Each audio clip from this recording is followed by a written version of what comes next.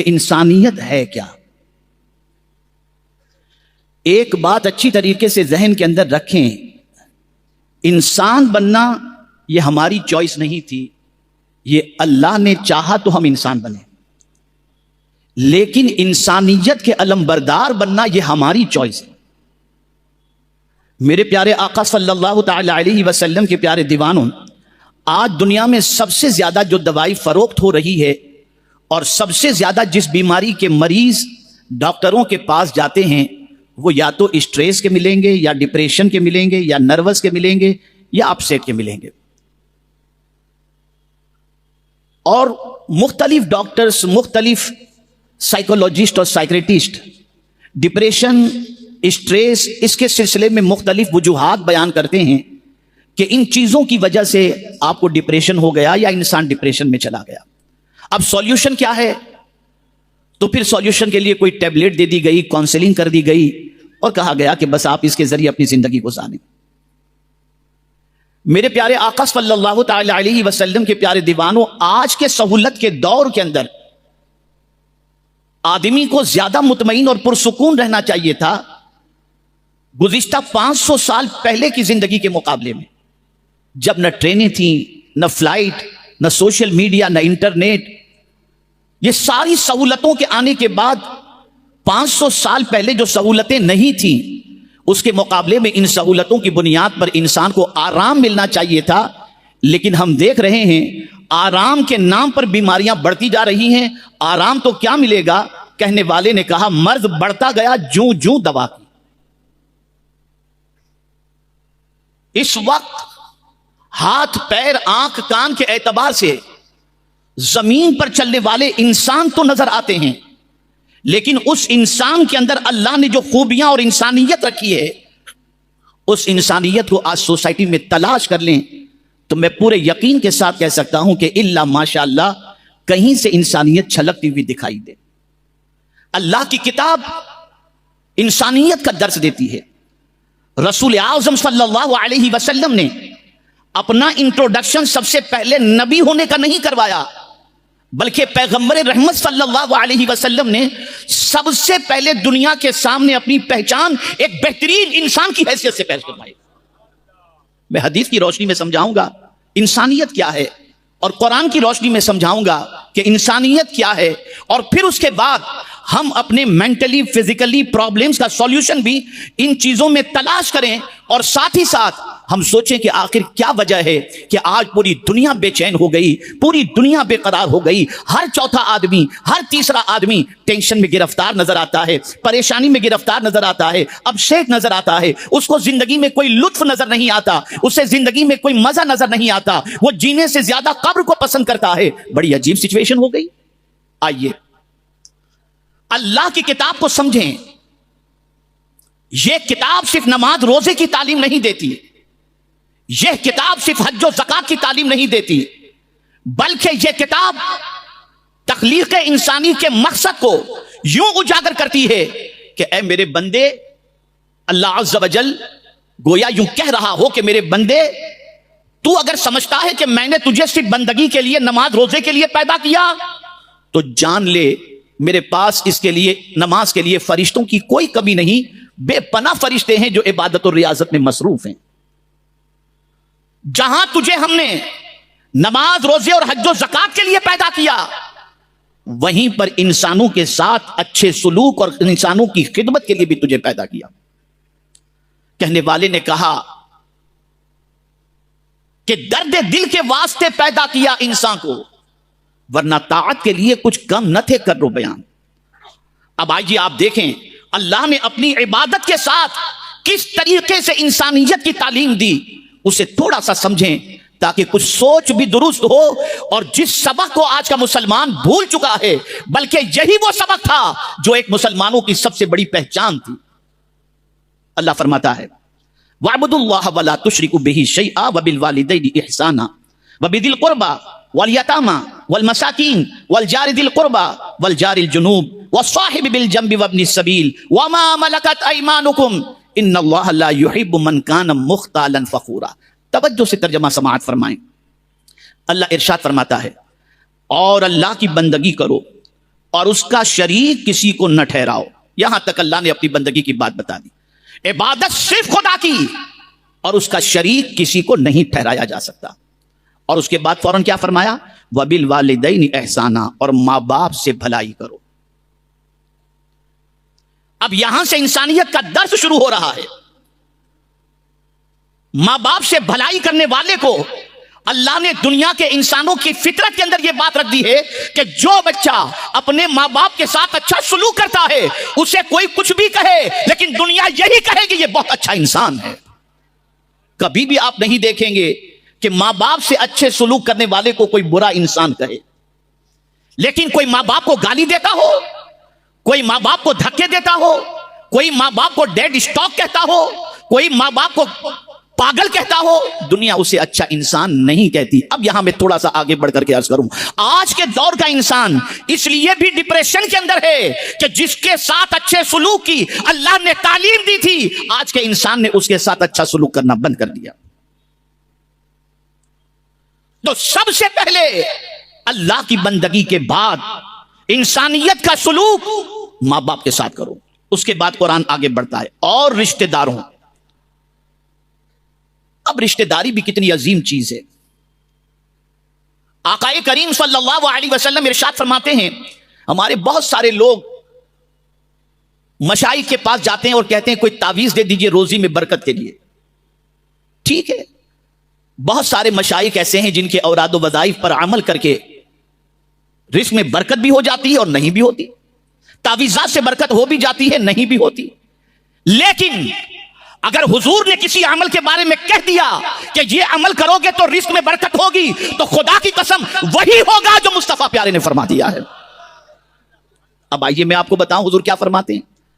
آقا کریم صلی اللہ علیہ وسلم ارشاد فرماتے ہیں، جو شخص یہ چاہتا ہو کہ اس کی عمر میں اور مال میں برکت ہو، اسے چاہیے کہ رشتہ داروں کے ساتھ اچھا سلوک کرے. آج رشتہ کاٹا جاتا ہے، جوڑا نہیں جاتا. رشتہ داروں کے ساتھ حسن سلوک کا معاملہ دیکھا جائے تو العیاذ باللہ بڑا برا حال ہے.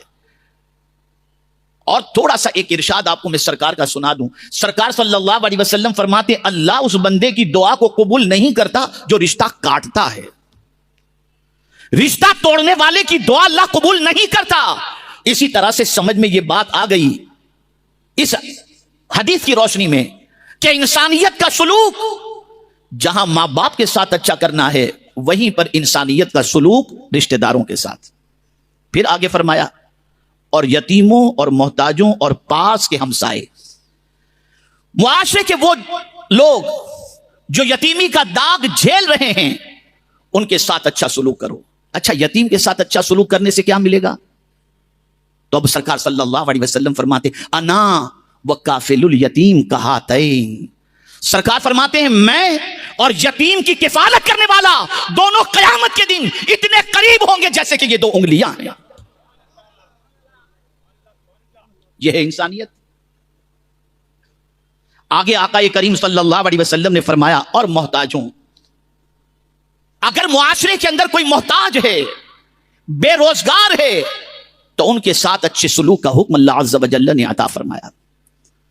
اور کوئی یہ نہ سوچے کہ اگر کسی محتاج کی کوئی مدد کر رہا ہے تو وہ اس پر احسان کر رہا ہے. نہ، قرآن اٹھا کر دیکھو، اللہ فرماتے وفی اموالہم حق للسائل والمحروم، ان کے مالوں میں ان کا بھی حق ہے جو محتاج اور بے روزگار ہیں. ہمارے مال میں صرف ہمارا ہی حق نہیں بلکہ معاشرے کے اندر جو لوگ بے روزگار ہیں، محتاج ہیں، اللہ نے ان کا حق بھی ہمارے مالوں کے اندر رکھا ہے. یہ قرآن کہہ رہا ہے. اسی کے ساتھ قرآن نے کہا، اور پاس کے ہمسائے اور دور کے ہمسائے، یعنی پڑوسی، جو ایک دم قریب کے پڑوسی ہیں یا دور کے پڑوسی، ان کے ساتھ اچھا سلوک کرو. میرے پیارے آقا صلی اللہ تعالی علیہ وسلم کے پیارے دیوانوں، آقا کریم صلی اللہ علیہ وسلم نے تو یہ فرمایا کہ جب تم اپنے گھر کے اندر سالن بناؤ تو شوربہ زیادہ بناؤ اور اس کو تھوڑا سا پڑوسیوں کے یہاں بھیج دیا. حضرت احنف بن قیس رضی اللہ تعالیٰ عنہ نے انسانیت کیا ہے اسے سمجھایا. اور اگر آج اس اجتماع میں یہ سبق ہم سیکھ کر کے اٹھے اور اس پر ہم نے عمل کیا تو صرف یہ نہیں کہ زمین کے اوپر کا ٹینشن ختم ہوگا، واللہ زمین کے اوپر کا، زمین کے اندر کا اور میدان محشر کا بھی ٹینشن اللہ ختم فرما دے گا۔ اب یہ سبق سن لو اور آج یہ عظیم سبق سیکھ کر کے اٹھو۔ اس پہچان کو حضور چاہتے تھے کہ سرکار کی امت کی پہچان یہ بنے۔ اسی لیے جب وحی الہی کا نزول ہوا اور سرکار صلی اللہ علیہ وسلم نے ام المؤمنین حضرت خدیجہ الکبریٰ رضی اللہ تعالی عنہا سے ارشاد فرمایا زملونی، مجھے چادر اڑاؤ، اور سرکار صلی اللہ علیہ وسلم نے اپنے ضائع ہونے کے حوالے سے خدشے کا اظہار کیا، تو وہ انسانیت جو حضور کی تھی اس کے بارے میں ام المؤمنین نے کہا کہ واللہ لا یخزیک اللہ ابدا، یقیناً اللہ کی قسم اللہ کبھی آپ کو ضائع نہیں فرمائے گا۔ ریزن کیا بیان فرمایا؟ وہی سبق انسانیت کہ آپ کو اللہ کیسے ضائع فرمائے گا کہ آپ صلہ رحمی کرنے والے ہیں، غریبوں کی پریشانی کو دور کرنے والے ہیں، مصیبت زدوں کی مصیبت کو دور کرنے والے ہیں۔ دنیا کو حضور نے بتا دیا میرے نبی ہونے کی پہچان تو میں نے بعد میں کروائی ہے، ایک اچھے انسان ہونے کی پہچان میں نے سب سے پہلے کروائی ہے۔ یہ سبق انسانیت کا۔ اب آئیے، حضرت احنف بن قیس رضی اللہ تعالیٰ عنہ سے پوچھا گیا حضور انسانیت کیا ہے؟ What is humanity? انسانیت کیا ہے؟ ارشاد فرماتے ہیں دولت مند ہونے کے باوجود متواضع اور منکسر المزاج ہونا۔ اگر اللہ تمہیں دولت دے دے تو تمہارے اندر دولت کے عوض میں تکبر نہ آئے، اور دولت مند ہونے کے باوجود بھی تم غریب کو، حقیر کو، فقیر کو، چھوٹوں کو، سب کو سلام کرنے کے عادی رہو اور ان کے ساتھ اچھی طریقے سے ملو۔ یہ تمہارے ذہن میں نہ رہے کہ یہ تو میرے اسٹیٹس کا آدمی بھی نہیں، منہ لگانے کے قابل بھی نہیں۔ اگر تمہارے ذہن میں یہ آ گیا تو صرف انسان کے لباس کے اندر ہو، انسانیت تمہارے اندر نہیں ہے۔ کیا حضور سے بڑھ کر کوئی مالدار تھا؟ کیا حضور سے بڑھ کر کوئی علم والا تھا؟ اگر آج آپ کے پاس کوئی بڑی کار آ جائے اور آپ گھمنڈ میں آ جائیں تو میں پوچھتا ہوں حضور نے جیسی سواری استعمال کی، کیا آپ میں سے کوئی ہے اس سواری کے استعمال کرنے والا؟ سرکار نے تو براق استعمال فرمائی، لیکن کوئی بتا دے کہ کبھی حضور کی زندگی میں سرکار صلی اللہ علیہ وسلم نے غریب کو دیکھ کر کے کبھی آقا کریم صلی اللہ علیہ وسلم نے منہ پھیرا ہو یا ان کے سامنے تکبر کیا ہو؟ یہ کہاں سے سیکھ لیا آپ نے؟ کون سی سوسائٹی سے یہ سبق آپ نے حاصل کیا کہ چند ٹکے آ جانے کے بعد غریبوں کو حقیر سمجھنے لگے؟ آپ کو نہیں معلوم کہ جس کو حقیر سمجھتے ہو اللہ کے نزدیک اس کا مقام کیا ہے؟ خود حضور صلی اللہ علیہ وسلم ارشاد فرماتے ہیں بہت سارے میلے کچیلے کپڑے والے، گرد آلود چہرے والے، ان کا مقام خدا کے نزدیک اتنا بلند ہوتا ہے کہ اگر وہ کسی بات پر قسم کھا لے تو خدا ان کی قسم کو پوری کر دیا کرتا ہے۔ تو انسانیت کا پہلا سبق یہ ہے کہ دولت آ جائے تکبر نہ آئے، تکبر نہ آئے۔ دوسرا سبق، سزا دینے پر قدرت رکھنے کے باوجود مجرم کو معاف فرما دے۔ قربان جائیے فتح مکہ اس بات پر گواہ ہے۔ رسول گرامی وقار صلی اللہ علیہ وسلم ستانے والوں سے انتقام لے سکتے تھے، لیکن پیغمبر رحمت صلی اللہ علیہ وسلم نے انتم الطلقاء کہہ کر کے انہیں بتا دیا کہ میں وہ نہیں جیسا تم دوسروں کو سمجھتے، دوسروں کے بارے میں گمان رکھتے ہو، میں وہ ہوں جو انسانیت کا سبق سکھانے آیا ہوں۔ میں بولنے والا ہی نہیں بلکہ کر کے دکھانے والی ذات ہوں۔ حضور نے کر کے دکھایا۔ اب تیسری بات بہت اہم ہے، یہ میں نہیں کہہ رہا، بہت عظیم تابعی اور بعض صحابی بھی کہتے ہیں حضرت احنف بن قیس کو، یہ ان کا قول ہے۔ تیسری بات فرماتے ہیں منت و احسان کے بغیر عطا کرنا۔ اگر تمہیں قدرت نے دیا ہے تو کسی کو دے کر نہ احسان کرنا، نہ احسان جتانا، اور نہ کسی کے احسان کے بدلے میں دینا۔ اور جب اس چیز کو میں قرآن میں صدیق اکبر کے حوالے سے دیکھتا ہوں تو عقل دنگ رہ جاتی ہے کہ صدیق اکبر نے جب حضرت بلال کو آزاد کیا، دنیا کہہ رہی تھی کہ ابو بکر پر بلال کا کوئی نہ کوئی احسان ہوگا۔ اے صدیق اکبر، آپ کی عظمتوں پر قربان کہ آپ کی انسانیت کا پروردگار جل جلالہ نے اعلان فرمایا کہ ابو بکر نے کسی احسان کے بدلے میں یہ نہیں کیا بلال کو آزاد، بلکہ ابو بکر نے اللہ کی رضا کے لیے بلال کو آزاد فرمایا ہے۔ وَمَا لِأَحَدٍ عِندَهُ مِن نِعْمَةٍ تُجْزَىٰ إِلَّا ابْتِغَاءَ وَجْهِ رَبِّهِ الْأَعْلَىٰ۔ آج ہمارا حال یہ ہے کہ کسی غریب کو زکات بھی اگر ہم دے دیں تو جب تک کہ ہمارا فوٹو اور لینے والے کا فوٹو نہ چھپے اس وقت تک ہم مطمئن نہیں ہوتے، اور پھر وہ زکات لینے والا کسی مقام پر پہنچ جائے بعد میں تو ہم کہتے ہیں یہ کل تو زکات لینے والا تھا، میرے پاس آتا تھا زکات دینے کے لیے۔ اب سن لو ایسا کہنے والوں کے بارے میں حضور نے کیا فرمایا۔ آقا کریم صلی اللہ علیہ وسلم ارشاد فرماتے ہیں 3 قسم کے لوگوں کو جنت کی خوشبو بھی نہیں ملے گی جو 500 سال کی دوری سے آتی ہے، نہیں ملے گی ان کو جنت کی خوشبو۔ کون ہے وہ لوگ؟ پہلا وہ شخص جو والدین کو ستانے والا ہو اور بغیر ان کو راضی کیے اس دنیا سے چلا جائے۔ دوسرا وہ شخص جو عادی شرابی ہو اور توبہ کیے بغیر مر جائے۔ اور آقا فرماتے ہیں جنت کی خوشبو اس کو بھی نہیں ملے گی جو احسان کر کے احسان جتانے والا ہو۔ آپ زکات دے کر احسان جتاتے ہو، آپ کسی کی مدد کر کے احسان جتاتے ہو، کس نے بنایا دینے والا؟ اس پروردگار نے۔ ہونا تو یہ چاہیے کہ دے کر لینے والے کا شکریہ ادا کرو کہ تو نے قبول کر کے مجھے ثواب کمانے کا موقع عطا فرمایا۔ میرے پیارے آقا صلی اللہ تعالی علیہ وسلم کے پیارے دیوانوں، اور عرفا کا قول بھی آپ کو بتا دوں کہ انسانیت کیا ہے۔ فرماتے ہیں انسانیت یہ ہے جو دوسروں کے دکھ سے خود دکھی ہو جائے، کسی کو دکھ میں دیکھے تو خود دکھی ہو جائے۔ اس کو میں نے اپنے لفظوں میں یوں عرض کیا ہے، اگر کسی کا غم تمہاری آنکھوں کو نم کر دے یہ انسانیت ہے۔ آج کی پوزیشن یہ ہے، دکھ میں دیکھ کر خوش ہوتے ہیں، ایسا ہونا ہی تھا یار، اس اب مت پتہ چلے گا، اب مزہ آئے گا، دیکھو اب کیا ہوتا ہے، لا حول ولا قوت الا باللہ العلی العظیم۔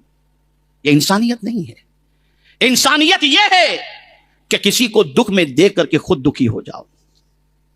دوسری بات، جو دوسروں کو تکلیف نہ دے اور لوگوں کو راحت پہنچائے۔ انسانیت یہ ہے کہ وہ لوگوں کو راحت پہنچانے والا ہو، تکلیف پہنچانے والا نہ ہو۔ اسی کو حضور نے فرمایا من اذى المسلم فقد اذانی ومن اذانی فقد اذى اللہ ومن اذى اللہ کان يدخلہ النار۔ ایک مسلمان کبھی اذیت پہنچانے والا ہو ہی نہیں سکتا۔ اس کو ایک چھوٹے سے دوسرے جملے میں سمجھا دوں، کیسا بننا ہے؟ آدمی گھوڑا پالتا ہے، توجہ چاہوں گا اس جملے پر، آدمی گھوڑا پالتا ہے اور سانپ کو مار ڈالتا ہے۔ کیوں؟ گھوڑا نفع پہنچانے والا ہے، سانپ نقصان پہنچانے والا ہے۔ جس دن خدا کی قسم ہم مسلمان نفع پہنچانے والے بن جائیں گے، دنیا کی کوئی طاقت ہمیں مٹا نہیں سکتی۔ نفع پہنچانے والے بنو۔ اور سرکار صلی اللہ علیہ وسلم نے فرمایا لوگوں میں سب سے بہترین انسان وہ ہے جو لوگوں کو سب سے زیادہ نفع پہنچائے۔ اور قرآن کہتا ہے فَأَمَّا الزَّبَدُ فَيَذْهَبُ جُفَاءً وَأَمَّا مَا يَنفَعُ النَّاسَ فَيَمْكُثُ فِي الْأَرْضِ كَذَلِكَ يَضْرِبُ اللَّهُ الْأَمْثَالَ۔ تیسری بات، کسی کے خلاف ناانصافی یا کسی کو مدد کی ضرورت ہو تو خود سے آگے آئے۔ توجہ چاہوں گا، بلانے کا انتظار نہ کرے، خود سے آگے آئے۔ یہ نہیں کہ کوئی بلائے گا تو جاؤں گا، پتہ چلا یہ مصیبت میں ہے، خود سے چلے جاؤ۔ یہ ہے انسانیت، یہ ہے انسانیت۔ چوتھی بات، اس کے دل میں سب کے لیے عزت ہو، غریب ہو یا امیر، بادشاہ ہو کہ فقیر، سب کے لیے اس کے دل میں عزت ہو، وہ ہر ایک کا احترام کرے۔ میرے پیارے آقا صلی اللہ علیہ وسلم کے پیارے دیوانوں، اور آخری بات انسانیت کے حوالے سے میں کہہ دوں، خود بہت لوگوں پر مہربان ہے اور خدمت گزار ہے یا لوگوں کا درد رکھنے والا ہے، ایسا اپنے بارے میں خود بھی گمان نہ کرے کہ میں اتنا بڑا ہوں، میں یہ تیر مار رہا ہوں، یہ بھالا پھینک رہا ہوں، یہ گولی مار رہا ہوں، یہ کر رہا ہوں، وہ کر رہا ہوں، اپنے بارے میں یہ گمان ہی نہ کرے، بلکہ اٹھتے بیٹھتے کہ الحمدللہ میرے کریم تیرا شکر ہے کہ تو نے مجھے اس قابل بنایا۔ یہاں ہمارا حال یہ ہے کہ کچھ تھوڑا سا کر لے تو یہ سمجھتے ہیں ہم سے بڑا کون۔ ارے توفیق کس نے عطا فرمائی؟ اللہ اکبر۔ میرے پیارے آقا صلی اللہ علیہ وسلم کے پیارے دیوانوں، حضرت ایوب علیہ الصلاۃ والتسلیم کا واقعہ مجھے یاد آ رہا ہے کہ حضرت ایوب علیہ الصلاۃ والتسلیم نے جب صبر اس طریقے سے کیا کہ پروردگار جل جلالہ نے خود فرما دیا انا وجدناہ صابرا، کہ بے شک ہم نے ان کو صبر کرنے والا پایا۔ تو اب ظاہر سی بات ہے، خدا جب تعریف کرے اپنے بندے کی تو بندے کا مچلنا تو ضروری ہے نا۔ تو مچلتے ہوئے اپنے رب سے کہتے مولا میں نے کیسا صبر کیا نا، تو رب نے بھی فرمایا ایوب یہ صبر کی توفیق لایا کہاں سے؟ جب سنا تو گریبان پھاڑ دیا اور کہا ہاں ہاں مولا یہ توفیق تیری طرف سے ہے۔ تو سن لو، اگر تم کسی کی مدد کر رہے ہو یہ تمہارا کمال نہیں، یہ اللہ کا کرم ہے کہ اس نے تمہیں توفیق عطا فرمائی ہے۔ یہ ہے انسانیت، یہ ہے انسانیت۔ مجھے وقت کی قلت کا بھی خیال ہے اور اپنے بزرگوں کا بھی خیال ہے، بس ایک آپ کو کام دے دوں کہ اب آپ کو یہاں سے جا کر کے کن چیزوں پر پریکٹس کرنی ہے. پہلی چیز، صبح اٹھ کر مخلوق سے کنیکٹ ہونے کی بجائے رب سے کنیکٹ ہو جاؤ. کیسے؟ صبح اٹھ کے پہلے موبائل پر ہاتھ مت مارو کس کا میسج ہے. آنکھ کھلے، الحمدللہ الذی احیانا بعد ما اماتنا والیہ النشور. یہ فوراً آپ نے اپنے رب کا شکر ادا کیا، آپ کا کنیکشن رب سے ہو گیا. اب جب آپ نے شکر ادا کیا تو وہ کریم بھی فرماتا ہے لئن شکرتم لازیدنکم، تم شکر کرو گے ہم تمہیں زیادہ عطا کریں گے. تو صبح اٹھتے ہی رب سے کنیکٹ ہو جاؤ، صبح اٹھتے ہی رب سے کنیکٹ ہو جاؤ. یہ تو اس کی ذات سے کنیکشن کا معاملہ. پھر آپ اٹھتے ہیں، ہم اٹھتے ہیں، برش کرتے ہیں، مسواک کرتے ہیں، آئینے کے سامنے دیکھتے ہیں. جیسے ہی میرر پر نظر پڑے اب اپنی سیرت کی طرف متوجہ ہو جاؤ. فوراً میرر دیکھ کر کے یہ دعا کرو، اللہم حسن خلقی کما حسنت خلقی. اے اللہ میرے اخلاق اچھے کر دے جیسے کہ تو نے میری پیدائش اور میری خلقت اچھی کر دی. جہاں آپ نے یہ دعا کر لی، آپ کے مزاج کے اندر آپ کے سیل دوڑنے لگ جائیں گے اور آپ کا ضمیر کہے گا ارے صبح اٹھ کر تو میں نے اچھے اخلاق کی دعا کی ہے، اب میں برے اخلاق کی طرف کیسے جاؤں. یہ دو چیزیں خاص طور پر ذہن میں. پھر نماز تو پڑھنی ہی ہے، اللہ توفیق دے تو تلاوت بھی کرو. اور پھر جب گھر سے نکلو تو تیسرا کام یہ کرو کہ صدقہ دے کر کے نکلو. اس میں کوتاہی نہ برتو. کیوں؟ پتہ نہیں واپس لوٹیں گے کہ نہیں لوٹیں گے. تو حضور نے فرمایا جو صدقہ دیتا ہے اللہ اسے برے خاتمے سے بچا لیتا ہے، بچا لیتا ہے اسے. تو صدقے کی عادت ڈالو میرے پیارے آقا صلی اللہ تعالی علیہ وسلم کے پیارے دیوانوں. اور چوتھی چیز، یہ عزم کرو کہ میں جھوٹ نہیں بولوں گا. اس لیے کہ بازار میں جا رہے ہو نا، تجارت کے میدان میں جا رہے ہو یا ملازمت کے لیے جا رہے ہو، جھوٹ نہیں. یہ چوتھی چیز آپ اپنا لیں. اور پھر صدیق اکبر سے سرکار نے، بلکہ صحابہ سے حضور نے پوچھا تھا تو اس وقت صرف واحد صدیق اکبر نے وہ جواب دیا تھا. سرکار صلی اللہ علیہ وسلم نے پوچھا تم میں کوئی ہے جس نے آج صبح کو کسی مریض کی عیادت کی ہو؟ صدیق اکبر نے کہا حضور میں نے کی. سرکار نے فرمایا تم میں کوئی ہے جو کسی جنازے کے پیچھے چلا ہو؟ صدیق اکبر نے کہا حضور میں چلا ہوں. سرکار نے فرمایا تم میں کوئی ہے جس نے روزہ رکھا ہو؟ صدیق اکبر نے کہا حضور میں نے روزہ بھی رکھا ہے. آپ اندازہ لگائیں یہ وہ سارے امور ہیں جو صدیق اکبر رضی اللہ تعالیٰ عنہ انجام دے رہے تھے. اور خاص بات اس چیز کو ذہن میں رکھو کہ آقا کریم صلی اللہ علیہ وسلم نے ارشاد فرمایا جس کسی نے صبح اس حال میں کی کہ امت مسلمہ کے امور کے سلسلے میں کچھ نہ سوچا، مسلمانوں کے ایشوز کے بارے میں، مسائل کے بارے میں، سرکار فرماتے کچھ نہ سوچا، فلیس منا، وہ میرا ہے ہی نہیں.